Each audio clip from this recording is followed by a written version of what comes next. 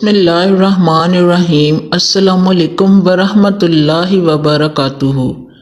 بنی اسرائیل میں ایک عورت تھی جو بہت ہی بد کردار تھی۔ اللہ نے اسے حسن و جمال خوب دیا تھا اور وہ بدکار بھی انتہا درجے کی تھی۔ پوری بستی کے ساتھ اس کے ناجائز تعلقات تھے۔ وہ اتنی مالدار ہو گئی کہ اپنے لیے ایک بہت بڑا محل بنوایا اور تخت بھی بنوایا جس پر وہ روزانہ بند سنور کر بیٹھتی تھی، اور اس کے ساتھ غلط تعلق رکھنے والے پورے شہر کے امراء آتے تھے۔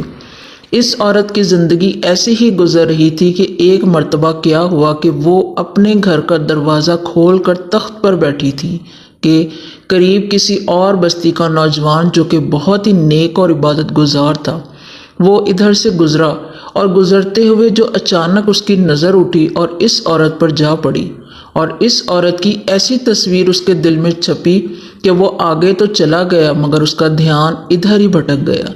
وہ پھر جہاں بھی بیٹھتا، مراقبہ میں، تسبیحات میں، ذکر میں، تلاوت میں، جب بھی بیٹھتا اس کا دل ہی نہیں لگتا تھا۔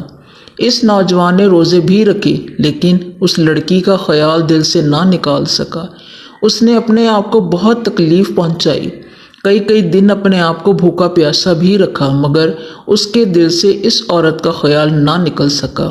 حتیٰ کہ ایک دن اس نے سوچا کہ جب اس خیال سے میری جان ہی نہیں چھوٹتی تو کیوں نہ میں اس کے پاس چلا جاؤں۔ چنانچہ اس نوجوان کے پاس تھوڑا بہت سامان تھا، اس نے اس کو بیچا اور اتنے پیسے تیار کیے جتنے سے وہ بدکار عورت اپنے پاس آنے کی اجازت دیتی تھی۔ وہ اس عورت کے پاس آیا اور اس کو پیسے دے کر اس کے ساتھ تخت پر بیٹھ گیا۔ بات چیت کرنے لگا۔ اچانک بات چیت کرنے کے دوران اس کے دل میں یہ خیال آیا کہ میں نے نیکوکاری کے اتنے سال گزارے ہیں، آج مجھے اللہ اس غیر محرم عورت کے ساتھ بیٹھے ہوئے بھی دیکھ رہے ہیں۔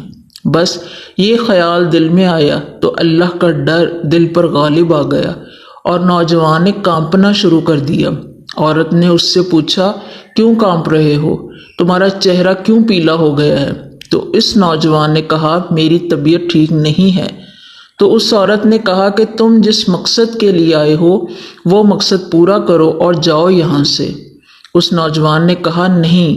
وہ عورت بہت حیران ہوئی کہ آج تک میں نے اپنی زندگی میں ایسا مرد نہیں دیکھا جو میرے قریب اس طرح تخت پر آ کر بیٹھے اور پھر برائی کیے بغیر ہی چلا جائے۔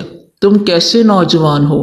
مگر اس نوجوان نے کہا، یہ جو میں پیسے آپ کے لیے لایا تھا یہ تم رکھ لو اور مجھے جانے دو۔ اس عورت نے کہا، تم کون ہو اور کیا ہو؟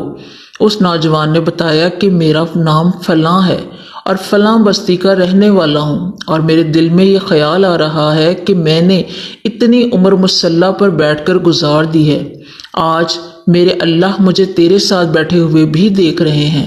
بس اس کے بعد اس نوجوان کی آنکھوں میں آنسو آ گئے اور وہ وہاں سے چل پڑا۔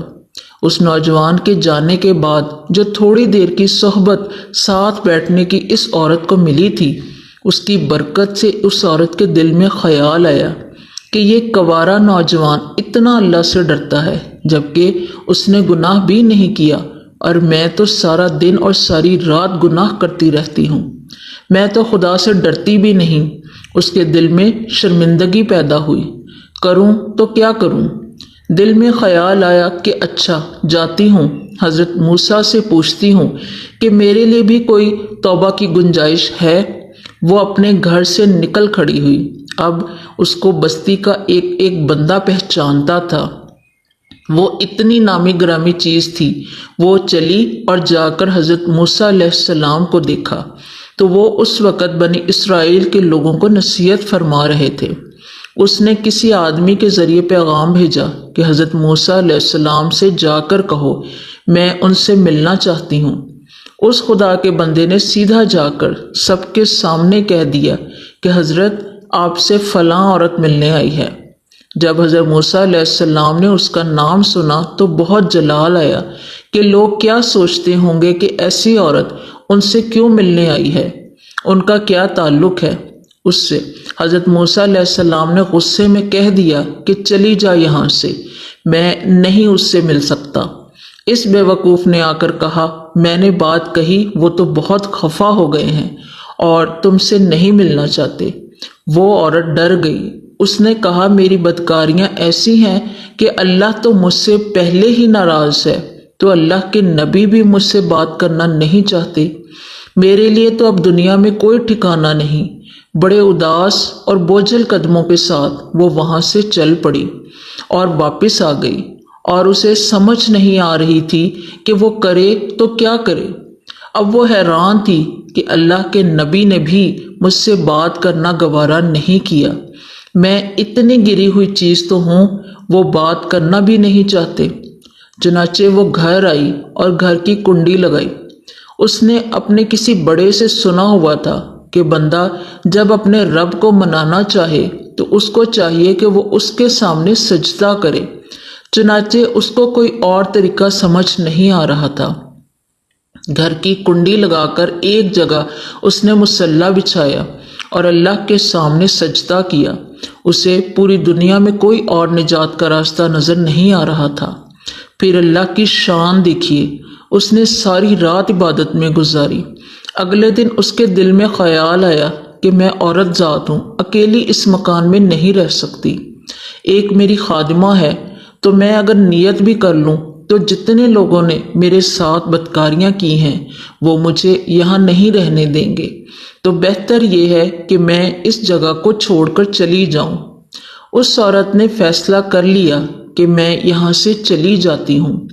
اس نے اپنے آپ کو ایک سادہ کپڑے میں لپیٹا تاکہ کوئی کپڑوں اور حسن و جمال کو نہ دیکھ سکے کہ یہ کون جا رہی ہے۔ پھر اس نے سوچا عورت ذات ہوں، کہاں جاؤں گی؟ دل میں خیال آیا کہ وہ جو نوجوان آیا تھا، جس کے دل میں اللہ پاک کا اتنا خوف تھا کہ وہ اللہ کے ڈر سے کانپ رہا تھا، کیوں نہ میں اس نیک بندے کے پاس چلی جاؤں، اس کی خادمہ بن کر رہ جاؤں۔ ممکن ہے کہ وہ مجھے نکاح میں ہی قبول کر لے، اور اس بستی کی طرف چل پڑی۔ چنانچہ ڈھونڈتی ہوئی اس بستی میں اس کے گھر پہنچی اور گھر والوں سے کہا کہ میں فلاں بندے سے ملنے کے لیے آئی ہوں۔ تو اس کے گھر والوں نے کہا کہ اس کے ذکر اور عبادت کا معمول ہے اور وہ کمرے سے اتنے بجے نکلتا ہے، تم ایسا کرو انتظار کر لو۔ چنانچہ اس نے کہا میں انتظار کر لیتی ہوں۔ وہ انتظار میں بیٹھ گئی۔ جب انتظار کرنے بیٹھی ہوئی تھی تو اچانک اس نوجوان نے دروازہ کھولا۔ اس کی نظر اس عورت پر پڑی، یہ سامنے بیٹھی ہوئی تھی۔ جب نوجوان نے عورت کا چہرہ دیکھا تو اس نوجوان کو اپنا وہ وقت یاد آ گیا جب میں اپنا مصلی کو چھوڑ کر اس کے تخت پر جا بیٹھا تھا۔ اس نوجوان کے دل پر خوف طاری ہو گیا کہ کہیں یہ میرا ایمان خراب کرنے تو نہیں آ گئی۔ میں نے تو اتنی مشکل سے اس کا تصور ذہن سے نکالا تھا۔ پھر نوجوان پر اتنا خوف طاری ہوا کہ وہ وہیں پر گر پڑا اور اس کی جان ہی چلی گئی۔ اب اس کی وفات پر گھر والے بھی رنجیدہ اور اس عورت کو بھی بہت غم تھا۔ خیر 3 دن کے بعد اس عورت نے اس کے گھر والوں کو بتایا کہ میں تو اس نیت سے آئی تھی۔ انہوں نے کہا اب وہ تو اس دنیا سے چلا گیا، اس کا ایک بھائی ہے، اگر وہ تمہارے ساتھ نکاح کر لے تو اس کے ساتھ تم نکاح کر لو گی؟ اس عورت نے کہا ٹھیک ہے۔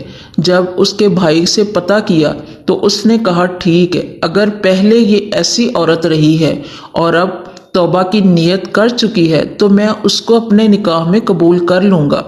چنانچہ اس عورت کو اس کے بھائی کے ساتھ نکاح ہو گیا، اور اس عورت کو اللہ پاک نے 7 بیٹے عطا فرمائے، اور 7 بیٹے بنی اسرائیل کے اولیاء میں سے گزرے ہیں۔ جزاک اللہ۔